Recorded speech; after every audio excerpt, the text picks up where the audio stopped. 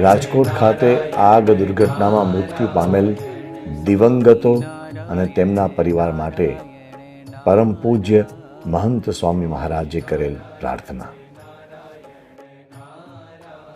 તાજેતરમાં રાજકોટ ખાતે TRP game ઝોનમાં આગ લાગવાથી 30થી વધુ વ્યક્તિઓએ જીવ ગુમાવ્યો છે. તેમાં કેટલાક ફૂલ જેવા નાના બાળકો અને યુવાનો પણ અવસાન પામ્યા છે. મૃતકો અને તેમના પરિવારની વેદનાનો વિચાર કરતા અમે અત્યંત દુઃખની લાગણી અનુભવીએ છીએ.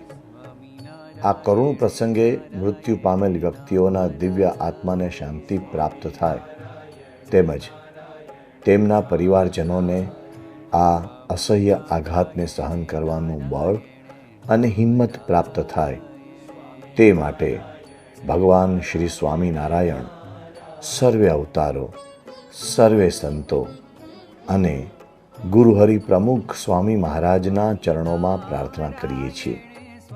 સમગ્ર BAPS સંસ્થાના તમામ મંદિરોમાં સંતો અને હરિભક્તો પણ ધૂન પ્રાર્થના કરશે. સાથે સાથે ભવિષ્યમાં આવી દુર્ઘટના ન બને તે માટે સૌ સાવધ અને જાગૃત રહે એવી હૃદયપૂર્વક વિનંતી. બધાને ધીરજ રહે અને હિંમત રહે તે પ્રભુ પ્રાર્થના.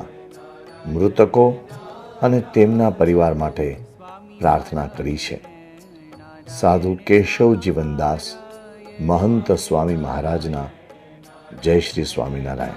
સ્વામિનારાયણ સ્વામિનારાયણ સ્વામિનારાયણ સ્વામિનારાયણ સ્વામિનારાયણ સ્વામિનારાયણ સ્વામિનારાયણ સ્વામિનારાયણ સ્વામિનારાયણ.